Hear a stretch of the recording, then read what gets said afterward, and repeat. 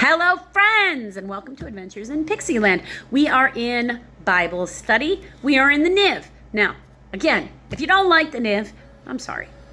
I really am. I gotta be honest here. I don't really understand, and I'm not really gonna understand. And I'm not asking anybody to explain it to me. Since I was a little girl, I've wanted to read every version of the Bible because I want to see what they changed, and you got to read all of it to know what they changed. So that's my intention. This is just the first book I started with. I've got a KJV. It's going to take till 2026 for me to do that because I have only so much time I can spend. Because this is what I'm doing for my hobby.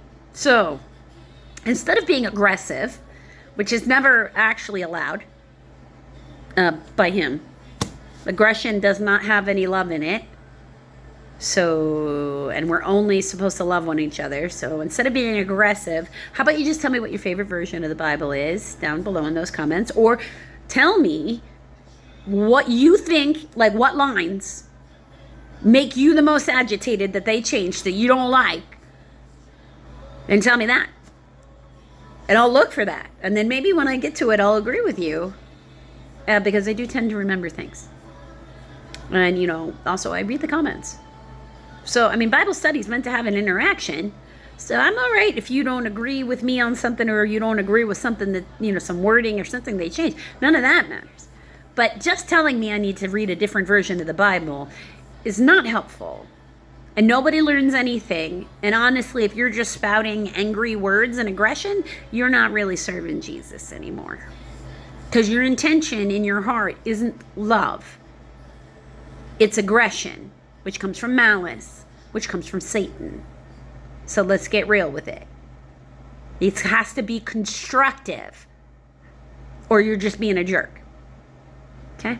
So we are in the NIV. We are in the book of Matthew. We are in chapter 17. We are going to read all of chapter 17. So, it's called the Transfiguration, chapter 17, verse 1. After 6 days, Jesus took with him Peter, James, and John, the brother of James, and led them up a high mountain by themselves. Okay, so early church leaders, because remember, 2 parables before this, Peter declared that Jesus was the Messiah. And he's really actually the first of the apostles to actually say that out loud. So, it's important. And that's why Peter became the rock who guards the pearly gates. If we don't have enough faith by his measure of faith, then we don't get to get in. So you should keep that in mind as you go through your day. Verse 2, there he was transformed before them. His face shone like the sun, and his clothes became as white as the light. Just then, they appeared before them, Moses and Elijah, talking to Jesus. Now, understand that if you wanted a modern day visualization, this is like the edited version at the end of The Empire Strikes Back, after Vader is killed, and you see young Anakin with Yoda and, Obi-Wan. Okay? This is what that's like for them. Moses and Yoda are like Obi-Wan. And and for them, Moses is like Yoda. Elijah's like Obi-Wan. Now, I'm not saying Jesus and Vader are like each other. Not at all. But if you think about it, miraculous child, born of midichlorians. It's a poor imitation because everything that's not Jesus is a poor imitation, but they were going for that vibe, especially with the force be with you. And, the Catholic chants and all that kind of stuff. You can see where Lucas, grew up, okay? So, this for them would be just fantastical. I can't imagine the awe for any of that they must be feeling. Peter, verse 4, Peter said to Jesus, Lord, it is good for us to be here. If you wish, I will put up 3 shelters. One for you, one for Moses, one for Elijah. So that's the holiday called Sukkot, where they build a sukkah. And I think it's sometime close to Purim or something like that. I don't know, because for some reason my brain wants to associate it with Purim, and I don't know why. But I know that Purim's a time of atonement. But sukkah is about them basically being grateful that they moved through the time of Exodus as a people. So that's why they're living in an outdoor shelter, because their ancestors lived in tents and were migratory. So then keeps them humble. It's a humbling thing. And Purim's an atonement thing, so maybe that's why my brain makes an association. I don't know. Could be for either one of them. While he was speaking, a bright cloud enveloped them. And a voice from the cloud said, "This is my son, whom I love. With him I am well pleased. Listen to him." Pretty awesome. When the disciples heard this, they fell face down to the ground, terrified. And of course they did.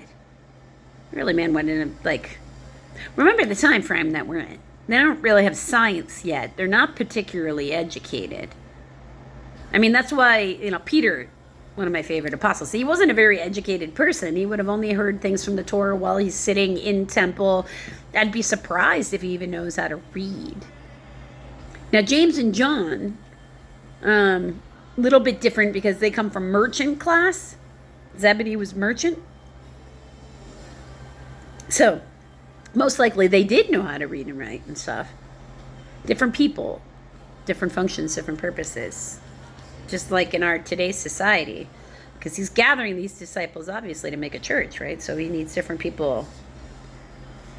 So, of course, they would have been terrified. It wouldn't be a voice suddenly speaking from the clouds after you're seeing, ghosts of prophets past talking to your rabbi. You're certain is the Messiah. I mean, sensory overload. But Jesus came and touched them. "Get up," he said. "Don't be afraid." When they looked around, they saw no one except Jesus. So they could have mass hallucination. As they were coming down the mountain, I don't think so. As they were coming down the mountain, Jesus instructed them, "Don't tell anyone what you have seen until the Son of Man has been raised from the dead." Now, the Bible wasn't written until well after. We've said that before in other videos as we're getting through things. This collection of stuff was not put together yet. So they were true to their word. The disciples asked him, "Why then do the teachers of the law say that Elijah must come first?"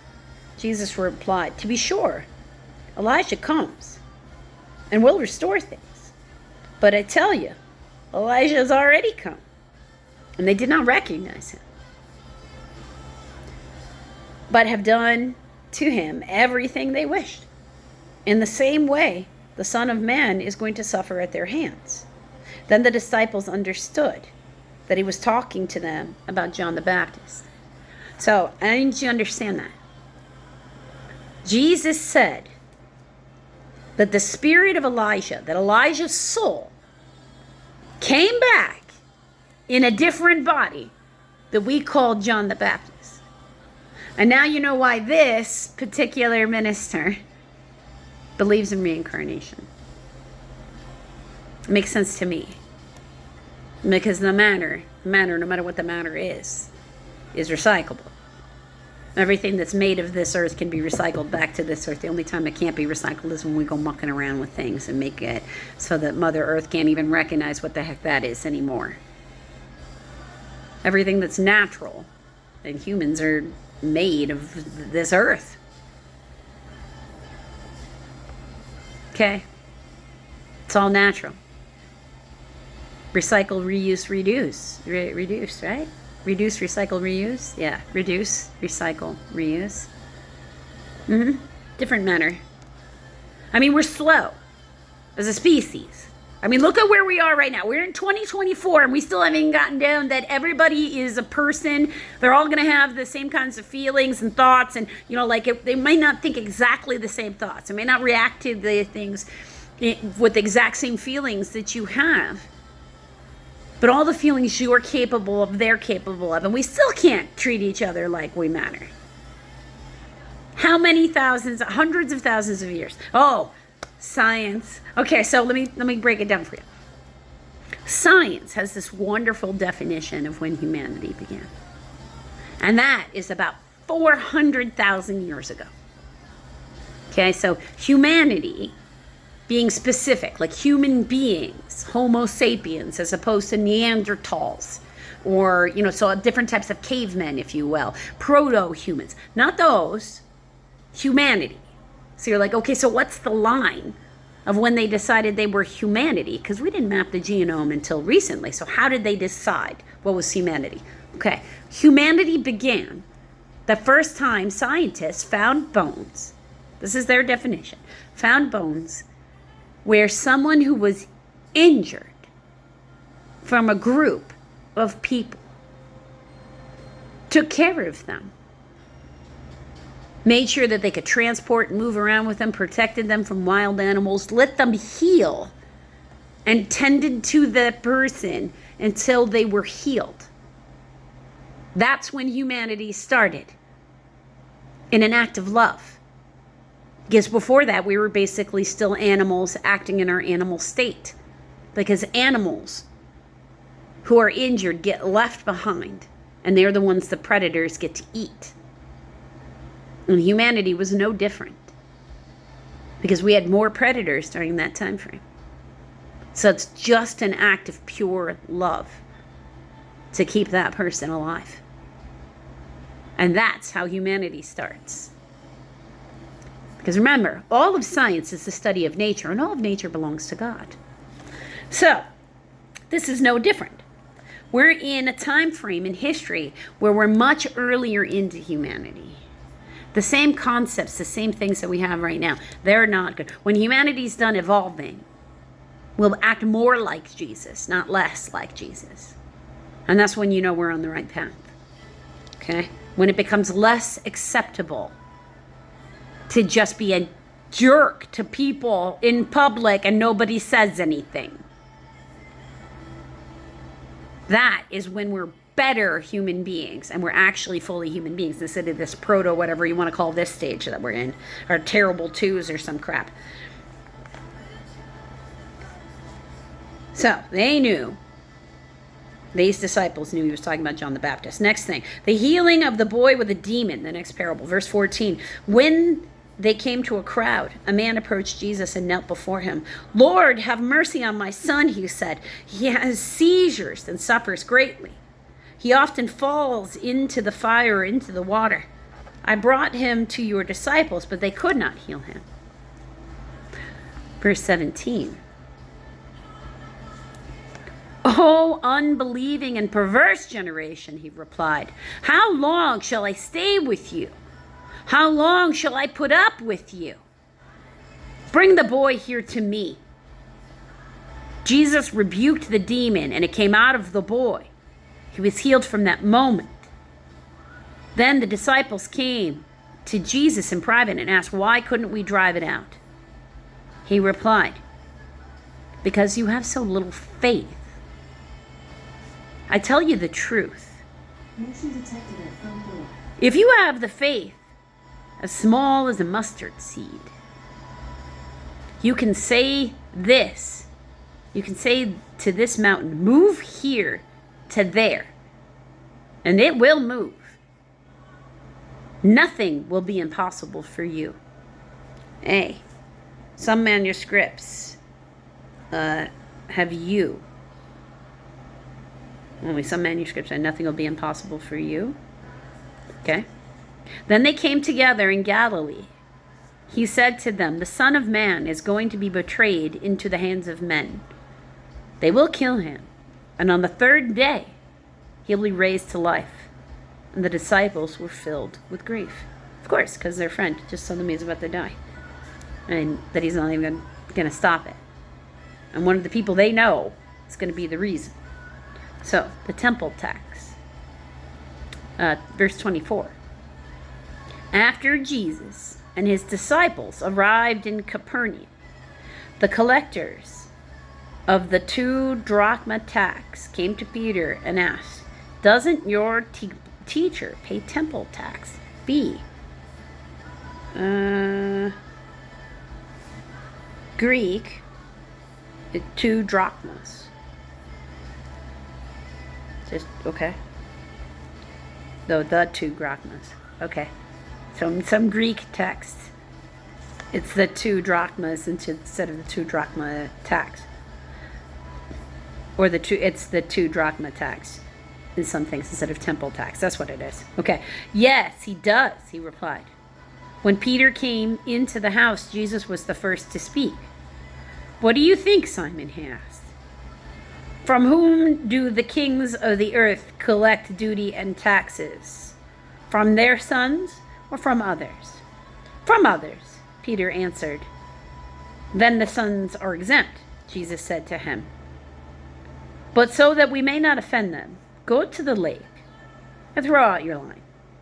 Take the first fish you catch, open its mouth, and you will find a 4 drachmas coin. Take it and give it to them for my tax and yours." Okay, so since we made a promise, we'll give them what they want because we don't need the drama. Because why would you go seek the drama? And the good Lord always provides. There's no reason for 4 drachmas to be in anybody's mouth, in any fish's mouth. But, Jesus said it, so God does it.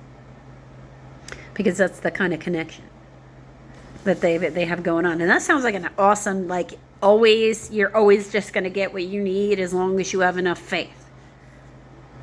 Okay. As far as I can tell, my entire existence has been one big anthropological experiment to see, just what I think is going on. I do little experiments in my life all day long with all kinds of different stuff. So absolutely. This one by far has been my favorite. And it's the one I'm going to keep doing forever. I'm just going to toss myself headlong into the Bible. Let the Holy Spirit in and then see what happens in my life. And so far, I got to say, only good things. So I recommend it as a path if it works for you. If not, then, if these little messages are what helped get you through and helped get you centered, then good.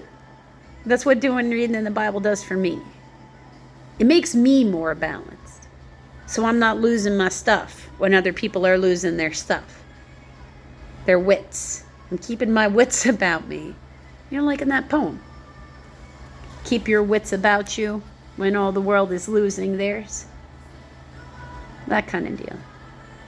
So, until a little bit later, friends.